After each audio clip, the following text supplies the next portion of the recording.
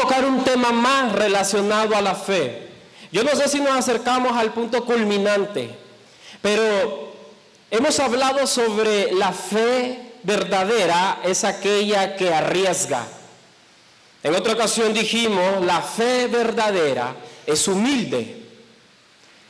La última vez hablamos sobre la fe verdadera, es aquella que deja atrás todo obstáculo que nos aparta de Dios. En esta noche quiero tocar un tema. Quiero hablar sobre la fe verdadera es firme. Porque la verdadera fe es aquella que no cambia en los momentos difíciles, sino más bien se mantiene firme en los momentos difíciles. Le invito a que abra su Biblia en el libro de Números, capítulo 13. Por favor, los que trajeron Biblia. Números, capítulo 13. Vamos a leer del versículo 26 al versículo 23. Y luego estaremos leyendo en Números 14, del versículo 1 al versículo 9. Por favor, le pido que preste atención a lo que vamos a leer, para que pueda comprender luego de lo que estamos hablando. Números capítulo 13, versículo del 26 al 33, dice así las Escrituras.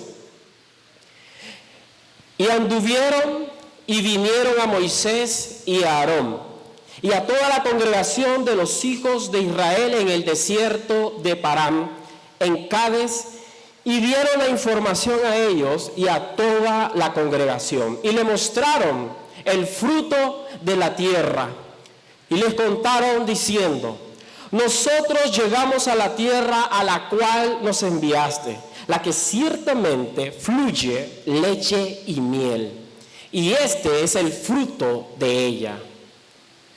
Versículo 28.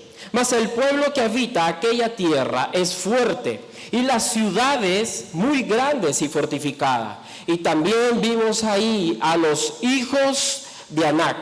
Amalek habita en el Negev, y el Eteo, el Jebuseo y el Amorreo habitan en el monte, y el Cananeo habita junto al mar y a la ribera del Jordán.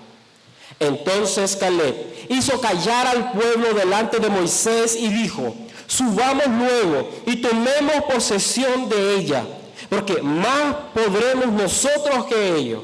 Mas los varones que subieron con él dijeron: no podremos subir contra aquel pueblo, porque es más fuerte que nosotros.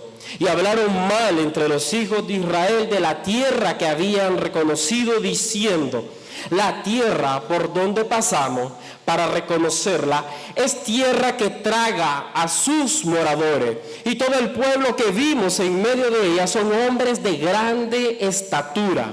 También vimos allí gigantes, hijos de Anac, raza de los gigantes, y éramos nosotros a nuestro parecer como langostas, y así le parecíamos a ellos. Versículo 1 del capítulo 14. Entonces toda la congregación gritó y dio voces, y el pueblo lloró aquella noche, y se quejaron contra Moisés y contra Aarón todos los hijos de Israel, y les dijo toda la multitud: ojalá muriéramos en la tierra de Egipto, o en este desierto ojalá muriéramos. ¿Y por qué nos trae Jehová a esta tierra para caer a espada y que nuestras mujeres y nuestros niños sean por presa? ¿No nos sería mejor volvernos a Egipto? Y decían el uno al otro: designemos un capitán y volvámonos a Egipto. Entonces Moisés y Aarón se postraron sobre su rostro delante de toda la multitud de la congregación de los hijos de Israel, y Josué hijo de Nun y Caleb hijo de Jefoné, que eran de los que habían reconocido la tierra, rompieron sus vestidos y hablaron a toda la congregación de los hijos de Israel diciendo: la tierra por donde pasamos para reconocerla es tierra en gran manera buena. Versículo 8. Si Jehová se agradare de nosotros, Él nos llevará a esta tierra y nos la entregará. tierra que fluye leche y miel. Por tanto, no seáis rebeldes contra Jehová, ni temáis al pueblo de esta tierra, porque nosotros los comeremos como pan. Su amparo se ha apartado de ellos, y con nosotros está Jehová. No los temáis. Alguien dijo una vez: la vida es como una obra de teatro sin ensayo. Uno nunca sabe lo que le va a tocar. El problema de hoy en día es que muchos de nosotros hemos crecido con una concepción de la vida algo equivocada. Muchos de nosotros hemos crecido teniendo una concepción de la vida que muchas de las cosas tienen que ser fáciles. Incluso como cristianos. Algunos de nosotros hemos desarrollado que la vida cristiana, después que uno se entrega al Señor, todas las cosas le van a salir más fáciles, todas las cosas nos van a salir realmente bien, no vamos a experimentar fracasos, no vamos a experimentar desilusiones. Y mucho de la culpa de estas concepciones la tienen algunos predicadores. Algunos predicadores que se paran en los púlpitos y le dicen a la gente: venga a Cristo y sus problemas tendrán fin. Venga a Cristo y usted dejará de sufrir. Prácticamente le dicen a las personas que una vez que nos volvemos cristianos, como si Dios nos metiera en una burbuja. Y ahí no vamos a experimentar ni dolor ni sufrimiento. Como si todas las cosas van a estar de la mano. Es posible que alguien diga desde un púlpito: acérquese al Señor y no se preocupe por nada, Dios le dará todo. Y nos hacemos una idea. Nos hacemos esa idea de que como cristianos todas las cosas nos tienen que ir bien y que no experimentaremos el fracaso. Pero ¿cuál es la verdadera concepción que debemos de tener nosotros como cristianos? Nuestra concepción tiene que venir de lo que hemos aprendido y lo que hemos leído de la Biblia. Y lo que la Biblia dice sobre la vida, sobre este mundo, es que tendremos aflicciones, tendremos pruebas, tendremos tribulaciones, pero que Dios estará con nosotros, que Él no nos dejará y que Él no nos desamparará. Dios nos invita a que no se esforcemos. Dios nos invita a que no esperemos a que muchas cosas sucedan, sino que pongamos mucho de nuestro empeño. En Juan capítulo 16, versículo 33, Jesús no ocultó esto. Si usted lo lee, Él dijo: en el mundo tendréis aflicciones. Eso es una aseveración. Iglesia, en el mundo tendremos aflicciones. Y las aflicciones pueden ser problemas, fracasos, desilusiones, momentos duros, penosos, que no solo le pueden pasar al que no conoce a Dios, también le pueden pasar a los cristianos. Pedro, en el capítulo 5 de su primera carta, en el versículo 8, él dice: muchos de los padecimientos que ustedes están viviendo, también los están viviendo las demás iglesias, los demás hermanos. El pueblo de Israel tenía una concepción equivocada. El pueblo de Israel, cuando fue a inspeccionar la tierra, cuando fue a ver la tierra que Dios le había prometido, ellos creían que solo iban a llegar y se iban a instalar en la nueva tierra. Y eso lo vemos en la Biblia, porque cuando van los espías a reconocer la tierra y cuando ellos vuelven desilusionados, vuelven amedrentados, un poco extrañados, y decían: esa tierra a la que el Señor nos trajo es una tierra que traga a sus moradores, es una tierra difícil de poseer. Realmente ellos creían, con haber pasado el desierto, todos los problemas, ya ven que a nosotros nos gusta muchas veces ponerle como un principio y un fin a los problemas y decimos: ya no me pasará nada malo, ya mucho he pasado, sería el colmo que pase algo más. Y nos desilusionamos, porque muchas veces creemos que algo fácil o algo debe hacer el Señor para ayudarnos a alcanzar, para obtener algo. Pero no es así. Cuando Dios habló con Josué en el capítulo 1, Josué capítulo 1 versículo 9, Dios no le dijo a Josué, tranquilo, de aquí en adelante todo te va a salir bien. Todo va a estar a pedir, todos los semáforos van a estar en verde. Tranquilo, tú solo siéntate y espera. No, le dijo, esfuérzate y sé valiente. Esfuérzate, ponte a las pilas, haz tu esfuerzo, no temas, no desmayes. Un incrédulo le hubiera dicho a Dios, ¿y tú no nos vas a echar una mano? Parece que todo lo voy a hacer yo. Pero primero Dios reta al hombre a que se esfuerce, a que ponga de su parte. Yo soy de la convicción que el cristiano debe ser alguien que se esfuerza, no solamente en el aspecto secular, sino solamente en el aspecto cristiano también. Pero Dios le dijo a Josué, yo estaré contigo, tranquilo. Hay una frase que yo aprendí una vez y no logré olvidarla. Una vez un predicador dijo, nosotros, en nuestra relación con Dios, nosotros hacemos todo lo posible y Dios hace todo lo imposible. Pero definitivamente, alguien que cree o espera que la vida, todas las cosas le van a ser fáciles, que toda la vida le va a ir bien, que no va a experimentar algún problema, esos son los primeros candidatos para desilusionarse. Son los primeros candidatos para quejarse con Dios. Porque pensamos en algún momento que todas las cosas nos tienen que salir bien. Le pregunto, ¿alguna vez usted se ha desilusionado con Dios? Porque pensó que las cosas iban a ser fáciles y no fueron fáciles. ¿Alguna vez emprendió algo para Dios y creyó o esperó que Dios hiciera más? Cuando Dios está esperando que nosotros hagamos más. En algún momento nos quejamos con Dios.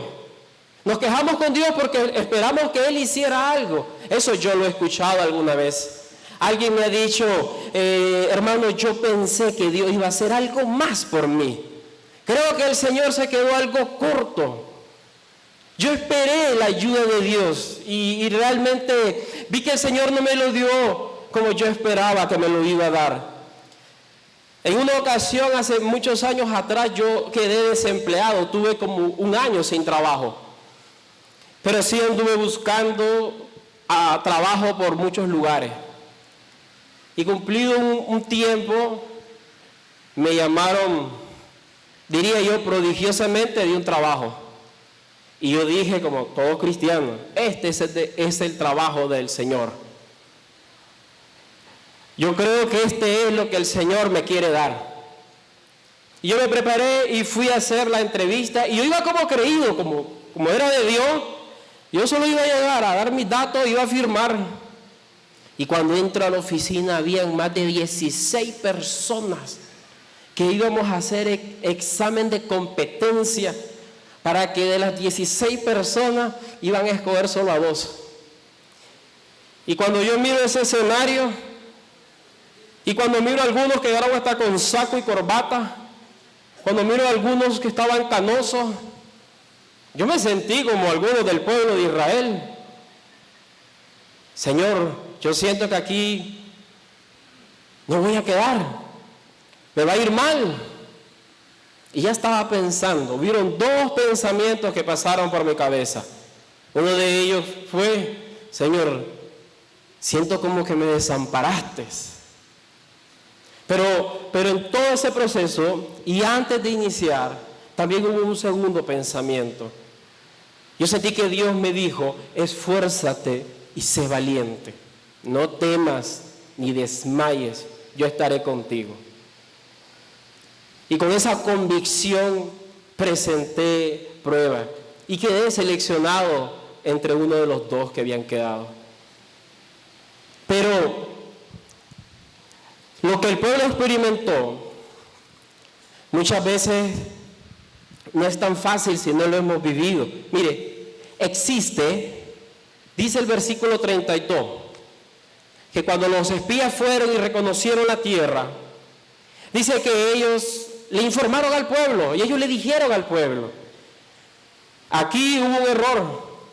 Yo no sé, nos trajeron a una tierra que definitivamente no se puede poseer. Realmente, si nosotros intentamos poseer esta tierra, nos va a ir mal. Y la gente escuchó el reporte de estos espías. La Biblia dice en el versículo 2 en adelante que el pueblo comenzó a experimentar dolor, llanto y queja.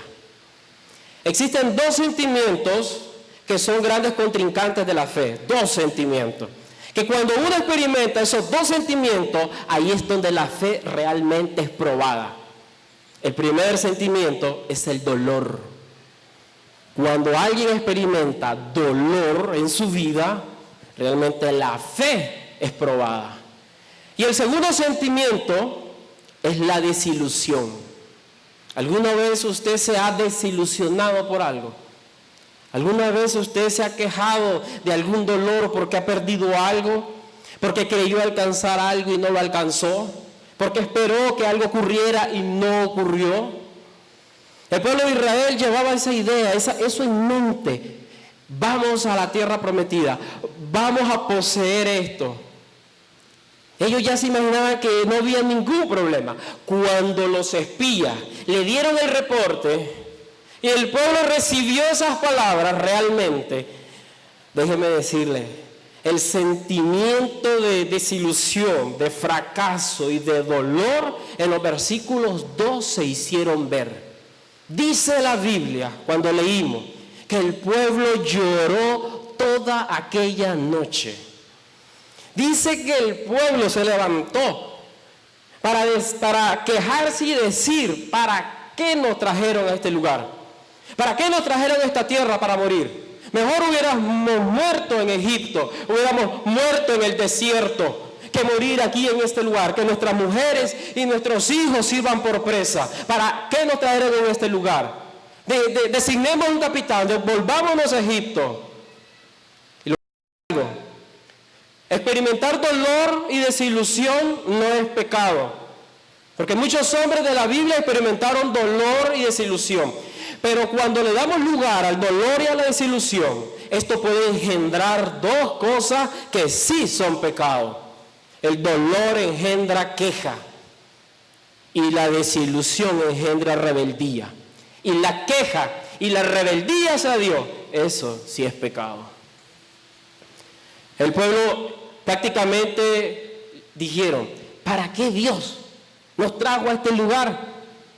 Déjenme que lo parafrasee. ¿Qué tenía en mente Dios de traernos aquí?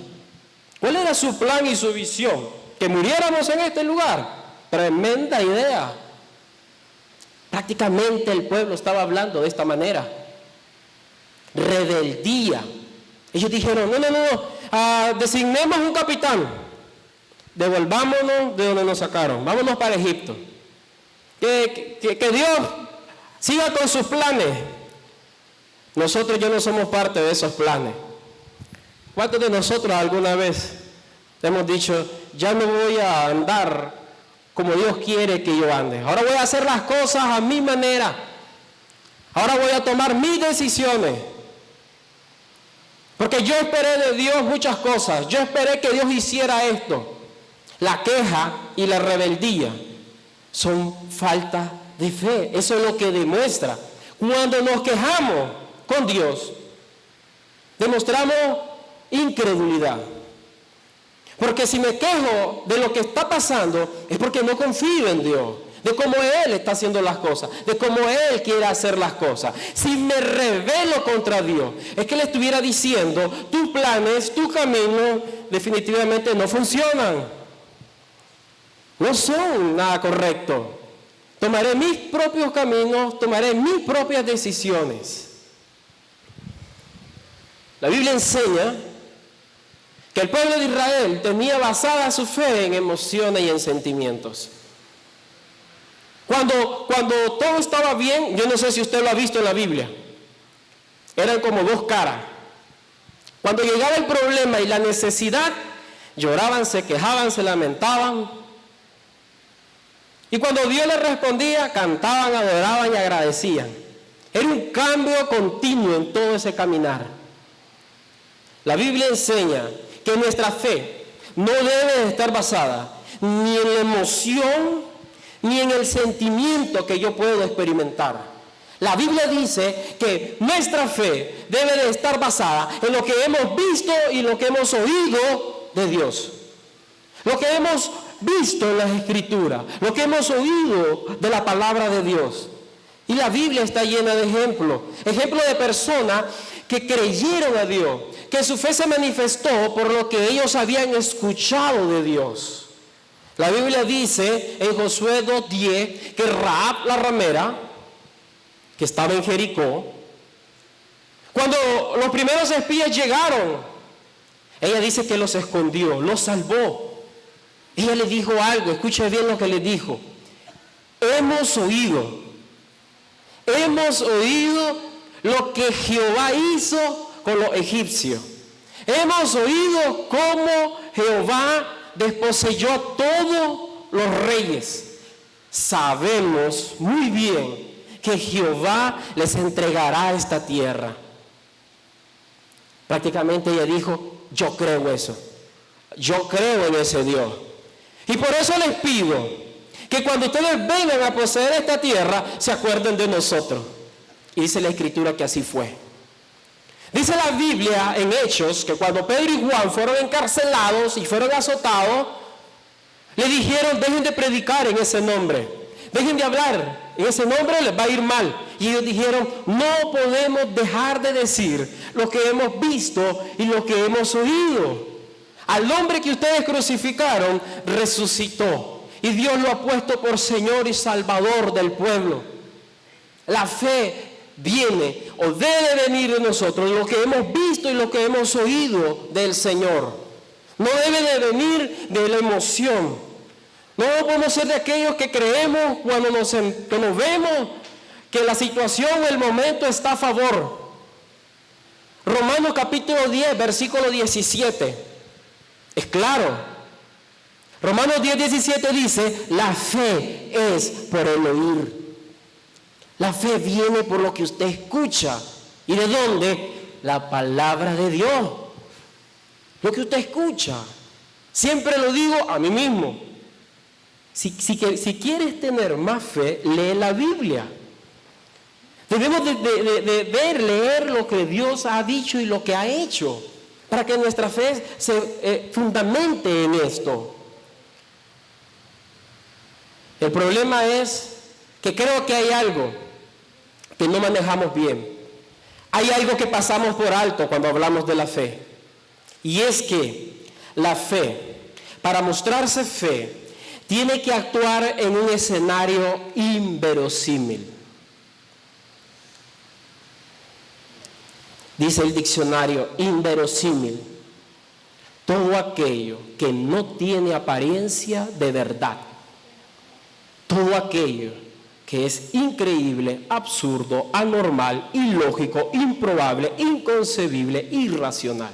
La fe, para mostrarse fe, tiene que estar en ese escenario.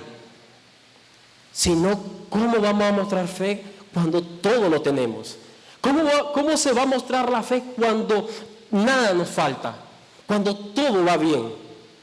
Realmente, si un día nosotros podemos decir: mi fe fue probada y me vi a mí mismo, fue cuando estuvimos en un escenario realmente ilógico, irracional, increíble, absurdo, difícil de concebir. Y ese fue el escenario que vivió el pueblo de Israel.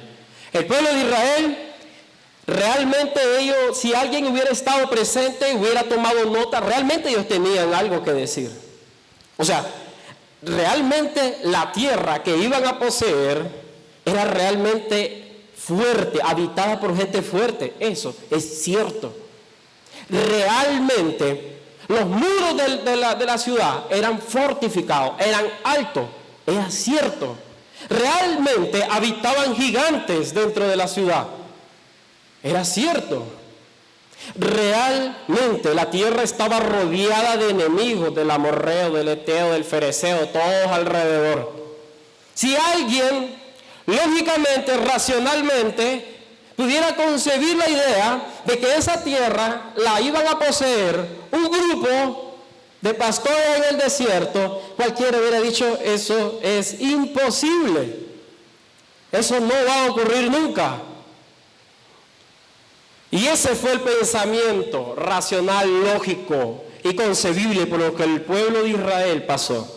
Sin embargo, y esta es la parte que nos confronta a todos, también el pueblo de Israel vivió escenarios inverosímiles en el que Dios demostró que para Él nada es imposible. ¿Quién iba a creer y quién iba a pensar que los esclavos de Egipto iban a ser liberados? Iban a ser liberados de una de las potencias fuertes de esos tiempos, los egipcios. ¿Cómo? Sin mover una espada. Y si alguien le hubiera dicho, ustedes van a ser liberados sin mover un ejército, Dios los va a librar. Y cualquiera hubiera dicho, ¿cómo? Pero así ocurrió. Porque para Dios no hay imposible. ¿Quién los libró cuando fueron perseguidos por el ejército del faraón y estuvieron en el abismo de las aguas? Me gusta esa escena en la película. Usted se ve, ellos están en un despeñadero, está el mar y a espaldas de ellos está el ejército de los egipcios. Ahí se hubieran dicho, ¿cómo nos libramos de esto? Y dice la Biblia, en ese momento, como siempre, el pueblo de Israel se quejó y le dijo a Moisés, ¿para qué nos trajeron a morir aquí en el desierto? Y la Biblia dice que Dios abrió el mar en dos para que el pueblo pudiera pasar en seco. Y si alguien hubiera dicho, sobreviviría 1 millón de gente en un desierto, ¿quién los alimentaría? ¿Quién los vestiría? ¿Quién les daría sombra? ¿Quién les daría calor? Cualquiera hubiera dicho, no es posible. Pero Dios nos demostró que para Él nada es imposible. Y ellos habían vivido eso. Y ellos vieron eso. Esa es la fe que no se mantiene firme, que empieza siendo firme. Empezamos creyendo en Dios algo y después cuando vemos las situaciones, las circunstancias, ya ahí ya nuestra fe no es lo mismo. Nos olvidamos de lo que Dios hizo. Hay una frase que una vez alguien me dijo y yo la anoté al final de mi Biblia porque realmente es cierta. No debemos temer del futuro, al menos que nos olvidamos de lo que Dios hizo en el pasado. Y eso nos pasa. Tememos del presente, tememos del futuro y nos hemos olvidado de lo que Dios ha hecho en el pasado por nosotros. Realmente, usted tiene algo que contar que Dios ha hecho en su vida. Una vez pregunté esto en un mensaje. ¿Puede usted testificar del poder de Dios? ¿Puede decir lo que Dios realmente ha hecho en su vida? ¿Puede decirlo? Pues ese testimonio está en contra de nosotros mismos. Porque si es el mismo Dios que un día nos libró, nos seguirá librando. Ese es el mismo Dios. Le voy a pedir a mis hermanos músicos que vayan pasando. Y no hay mejor escenario. No hay mejor escenario que el de Pedro. Dígame usted. ¿Es posible que alguien pueda caminar sobre las aguas? ¿Es racional, lógico, que alguien pueda caminar sobre las aguas? ¿Cree usted que Pedro no sabía que eso es como imposible? Pero cuando estaba en la barca, hubo alguien que le dijo, ven. Y él creyó lo que Jesús le había dicho. Y fue así como caminó sobre las aguas. Caminamos, avanzamos cuando creemos lo que Dios nos ha dicho. Pero muchas veces olvidamos lo que Dios nos ha dicho. Y Pedro creyó. Y nosotros debemos de creer lo que Dios nos ha dicho. Hoy recordaba en la mañana una promesa de Mateo 28. Mateo 28. Una de las últimas palabras de Jesús antes de irse. Jesús dijo, estaré con vosotros todos los días hasta el fin del mundo. ¿Cuántos creen eso? ¿Y por qué a veces decimos, Señor, ¿dónde estás? ¿Por qué me has dejado? ¿Por qué me has desamparado? ¿Dejamos de creer realmente que el Señor se fue un rato a tomarse una Coca-Cola? ¿Nos dejó solos por un momento? ¿Realmente creemos eso? ¿Realmente creemos que estamos enfrentando los problemas y las circunstancias solos? Esa fe que no es firme, esa fe que no es firme, nos desfilamos a quejarnos, nos desfilamos a rebelarnos contra Dios. La fe es la única respuesta que tenemos en un mundo lleno de sufrimientos y de dolor. Muchas veces nos vamos a encontrar situaciones en nuestra vida que quisiéramos obtener una respuesta, quisiéramos obtener una lógica, y nosotros mismos vamos a razonar y vamos a ver que no hay lógica, no hay razón, no sabemos por qué está pasando, no sabemos qué sucede. Y eso fue lo que le pasó a Charles Templeton. Él decía: Señor, ¿por qué tanto sufrimiento? Yo quiero que tú respondas. La fe es lo único que nos ayuda a seguir adelante. Simplemente debemos de creer que Dios está en control de todo, que estamos nosotros delante de los ojos de Dios, que Dios tiene preparado para nosotros lo bueno y no lo malo, que Él nos guiará, que Él no nos dejará y que Él no nos desamparará. Caleb y Josué creyeron eso. Me gustan las palabras de Caleb. Él dijo: miren, vamos y poseamos. Yo no sé quién está con ellos. Lo que sí sé es que con nosotros está Jehová. Ellos no tienen ningún amparo, mas con nosotros está Jehová. Vayamos y poseamos.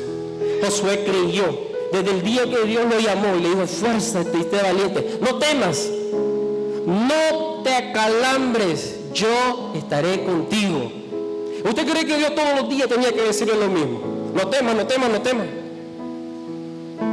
Último versículo, Números capítulo 23. Dios nos repite mucho lo que tiene que decir. Dios lo dice una vez. Si una vez nos dice que Él estará con nosotros, usted y yo debemos de creerle.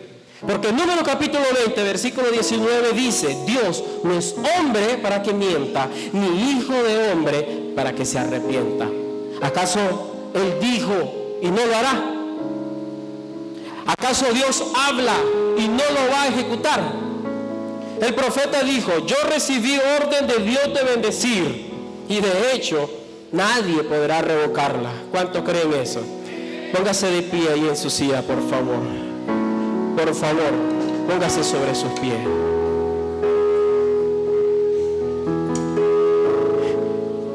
La fe es la única respuesta que tenemos en un mundo que no nos da respuesta.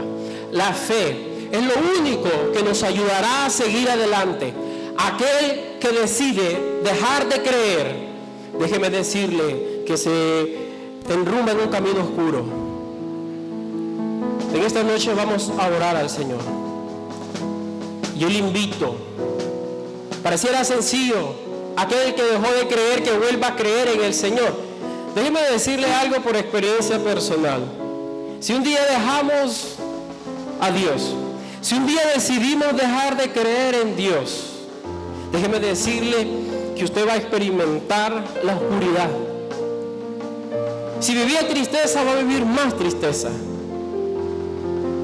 Nuestra única solución es acercarnos a Dios y seguir creyendo, porque Él hará. Vamos a orar al Señor. Le voy a pedir al pastor que nos dirija en palabras de oración.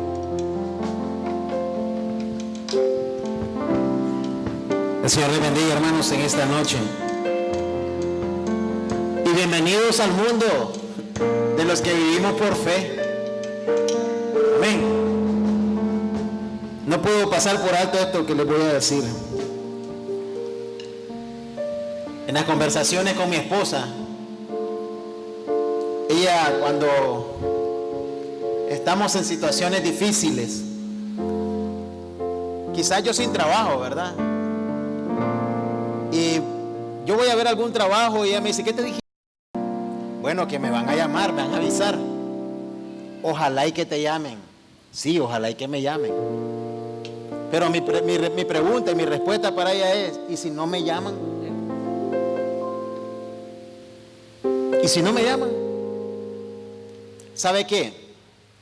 Siempre ponemos la mirada en las cosas que en verdad no tienen un fin y nos olvidamos de la fe. Y si no me llaman, ¿qué? ¿Me voy a decepcionar? Amén. Y si no nos llaman, ¿qué? Entonces le digo yo, y si no nos llaman, hay que seguir creyendo, hay que seguir esperando. Amén.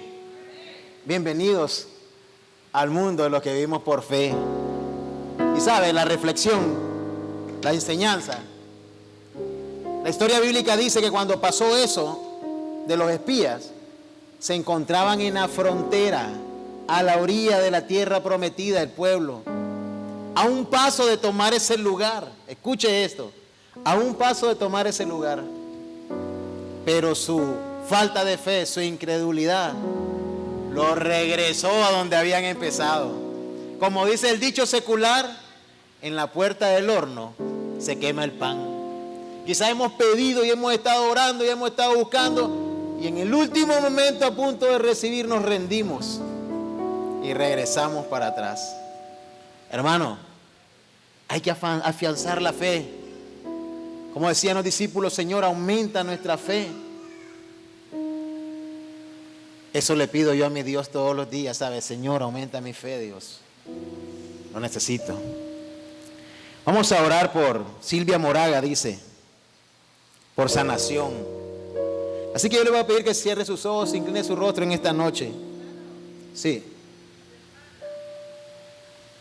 Va a pasar, hermana. ¿Qué necesitaba, hermana? Vamos a orar, hermana, claro que sí. Si hay alguien más que quiere que oremos en esta noche por él, pues les invitamos también que acompañe aquí a mi hermana Fidelina. Y vamos a orar, amén. Y recuerde que hay que creer en el Señor, amén. Aun como se vean las situaciones difíciles. Ok. Hay que creer en el Señor, amén.